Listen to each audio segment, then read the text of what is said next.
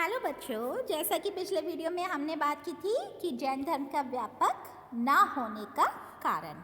आज हम बात करते हैं जैन धर्म की भारतीय संस्कृति को क्या देन है। राइट, चलिए। जैन धर्म भारत के धर्मों में अत्यंत उन्नत एवं कल्याणकारी धर्म सिद्ध हुआ है। हालांकि यह धर्म भारत तक ही सीमित रहा है और इसके अनुयायी भी केवल लाखों की संख्या में ही सीमित रहे। यह स्वतंत्र धर्म के रूप में भी पूर्ण रूप में नहीं उभर सका और हिंदू धर्म से सानिध्य बनाए रहा, परंतु फिर भी इस धर्म की भारतीय संस्कृति को अनुपम देन रही है और उससे भारतीय संस्कृति अनेक क्षेत्रों में प्रभावित हुई है। अब बात करते हैं हम क्षेत्र में। जैन मुनियों के संयमी एवं कठोर जीवन ने भारतीयों के जीवन में नैतिकता को प्रबल बनाने में महान सहयोग दिया है। हालांकि वैदिक ऋषि भी तपस्या व कठोर साधना का ही जीवन व्यतीत करते थे, परंतु महावीर स्वामी के काल में उनके जीवन में कुछ शिथिलता दृष्टिगत होने लगी थी।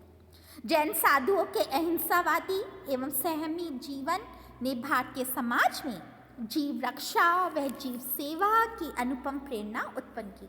इसके अलावा जैन धर्म सामाजिक असमानता को दूर करने में भी सहायक सिद्ध हुआ। शूद्र वर्ण के लोगों को भी समाज में आदर होने लगा। जैन मत के अधिकांश अनुयायी व्यापारी होते हैं, अतः उन्होंने भारत के पवित्र स्थलों पर धर्मशालाएं निर्मित कराकर तथा नगरों में औषधालय व धर्मशालाएं खुलवाकर जनसाधारण की अपूर्व सेवा की है। इसके अलावा जैन अनुव्रत ने गृहस्थ जीवन को सुनियोजित रखा तथा उसके सदस्यों को सदाचार के नियमों का अनुशीलन कराने में महान सहयोग दिया है। दूसरा, हम आते हैं धार्मिक क्षेत्र में। पहला तो हमने की सामाजिक क्षेत्र में जैन धर्म का क्या देन थी। ओके, दूसरा हम अब धार्मिक क्षेत्र में क्या उनका योगदान रहा। जैन धर्म का प्रादुर्भाव वैदिक धर्म की बुराइयों के विरोध में ही हुआ था, अतः यह स्वाभाविक ही था कि इस धर्म के प्रसार से वैदिक धर्म की बुराइयों का निवारण हो। अहिंसा के सिद्धांत ने भी वैदिक धर्म को पर्याप्त रूप से प्रभावित किया। हिंदू धर्म में शैव और वैष्णव संप्रदाय का उदय भी जैन धर्म के बाद ही हुआ और वे दोनों संप्रदाय अहिंसा के सिद्धांत से अत्यधिक प्रभावित है। दुर्गा के सामने कुष्मांड पेठा की बलि बढ़ाने की तथा प्रथा संभवतः जैन धर्म के प्रादुर्भाव से ही प्रारंभ हुई। जैन मत के स्यादवाद ने बौद्धिक अहिंसा को विकसित किया। चलिए, दार्शनिक सिद्धांत में विश्व के वर्तमान धर्मों में जैन धर्म ही सर्वाधिक दार्शनिक माना गया, इसलिए इसे दार्शनिक धर्म भी कहा जाता है। इसके अधिकांश सिद्धांत स्यादवाद, अनेकात्मवाद दार्शनिक ही है। आज के तनावपूर्ण वातावरण में जैन मत का स्यादवाद मैत्रीपूर्ण वातावरण उत्पन्न करने में सहायक हो रहा है। इस सिद्धांत से किसी भी विषय पर केवल एक ही पक्ष से विचार नहीं करते, केवल अपने मत को ही सत्य नहीं मानते, एक ही विषय पर विभिन्न पहलुओं से विचार करते हैं, दूसरे के कथन में भी सत्य के दर्शन होते हैं। इस प्रकार एक दूसरे के विचारों को सहिष्णुता के साथ समझने का प्रयास किया जाता है।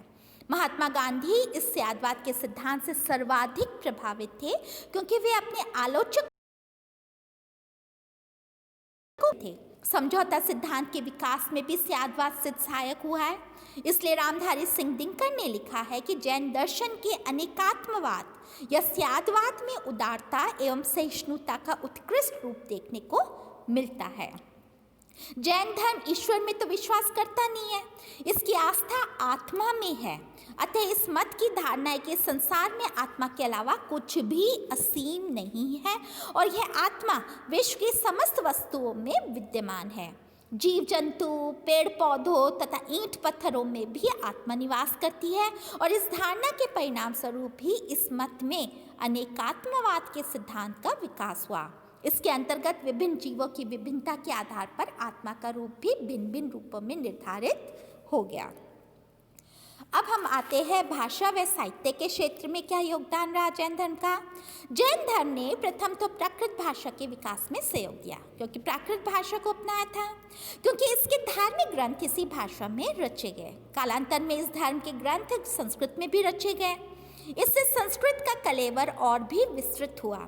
जैन मुनियों और जैन साहित्य के साथ संस्कृत भाषा के बहुत से शब्द दक्षिण पहुँचे और वे मलयालम, तमिल, तेलुगु और कन्नड़ी भाषाओं में मिश्रित हो गए। कन्नड़ का प्राचीनतम साहित्य जैनियों की ही कृति है। जैनियों ने दक्षिण भारत में भी पाठशालाएं खोली, जहां आज भी छात्रों को सर्वप्रथम ओम नमः सिद्धम सिखाया जाता है। जैन मत के दक्षिण भारत में प्रसारित होने के कारण कन्नड़, तमिल और तेलुगु भाषाओं का विकास हुआ। प्राचीन तमिल व्याकरण तथा प्राचीन तमिल कोश जैनियों की ही देन है। जैन साहित्य से मराठी, गुजराती व हिंदी भाषाओं का भी विकास हुआ। जैन लेखकों ने व्याकरण, काव्य, कोश, छंद शास्त्र, कथाएं, गाथाएं तथा गणित में कई मौलिक ग्रंथों की रचना की। जैन साहित्य में सर्वश्रेष्ठ पद सूरी को प्राप्त है। उन्होंने शब्दकोश और प्राकृत भाषा का व्याकरण तथा जैन धर्म के अनेक मौलिक ग्रंथ रचे। 14वीं शती में धर्मचंद्र ने मलाय सुंदरी तथा 17वीं सदी में बुद्धि विजय ने पद्मावती चरित्र की रचना की। नाटक और काव्य के क्षेत्र में भी जैन लेखकों ने बड़ी भूमिका निभाई है। हमीर मदमर्दन तथा मोहराज पराजय नाटक जैन लेखकों की ही रचनाएं। नीति दर्शन, व्याकरण व ज्योतिष पर भी जैन विद्वानों ने अपनी लेखनी चलाई। चलिए अब हम बात करते हैं कला के क्षेत्र में। जैन मतावलंबियों ने नीति, साहित्य और दर्शन में तो अपना महत्वपूर्ण योगदान दिया ही है, पर साथ ही कला के क्षेत्र में भी उनका योगदान कम नहीं रहा।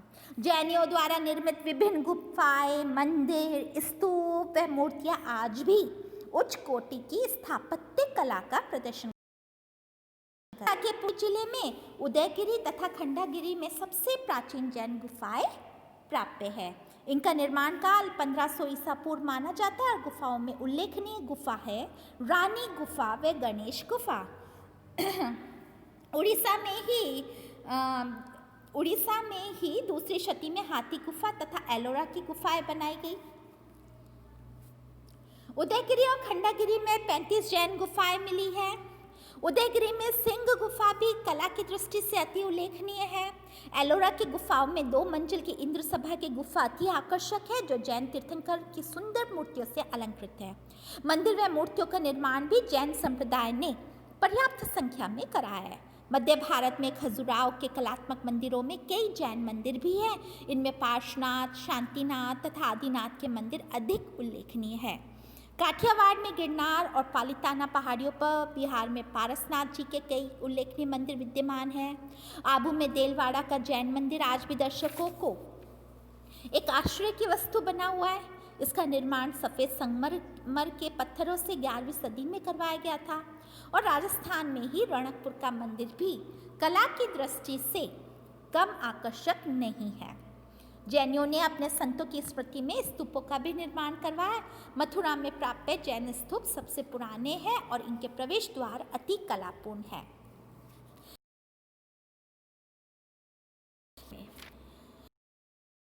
कला के इतिहास में कागज चित्रकारी की दिशा में जैन शैली की अपूर्व सहयोग रहा है। जैन चित्र शैली का इतिहास 7वीं सदी से प्रारंभ होता है। इसके प्रमाण स्वरूप हम पल्लव नरेश महेंद्र वर्मन के समय बने सित्तनवासल के गुफा चित्र ले सकते हैं। समग्र भारत में 15वीं शती ईस्वी से पूर्व के जितने भी चित्र प्राप्त हुए, उनमें जैन शैली के चित्रों की बाहुल्यता प्राप्त है। यह चित्र दिगंबर जैनियों से संबंधित है, जिन्हें अपने संप्रदाय के ग्रंथों को चित्र करने का बड़ा चाव था। इन जैन चित्रों को गुजराती शैली वह अभ्रंश शैली के अंतर्गत माना गया है। जैन चित्र शैली निरंतर विकासोन्मुख रही, परंतु जब मुगल शैली प्रचलन में आई तो इसका विकास अवरुद्ध हो गया। परंतु गिरनार तथा आबू में उसने तब भी अपना प्रभाव बनाए रखा। वह भारतीय तथा मुगल कला के विकास में सहयोग प्रदान करती रही। राजपूत शैली के चित्रकार जैन शैली से अपने चित्रों को भाव प्रधान बनाते रहे। जैन शैली में 3 तरह के चित्र प्रधानतः प्राप्त होते। पहला ताड़पत्र पर, दूसरा कागज और तीसरा वस्त्र। उसके 3 आधार है। पट्टचित्र नेपाल व बंगाल के बहुत विख्यात रहे हैं, परंतु जैन शैली में जो पट्टचित्र बने उनकी अपनी अलग विधाएं है। तिब्बत और नेपाल की भांति जैन चित्रकारों ने भी अनेक तांत्रिक देवी देवताओं के चित्र बनाए। जैन कलाकारों ने ताड़पत्रीय आकार में कागज को काटकर उन पर सुंदर चित्र चित्रित किए। इस प्रकार चित्रकला ने भारतीय कला में अपना अपूर्व सहयोग प्रदान किया।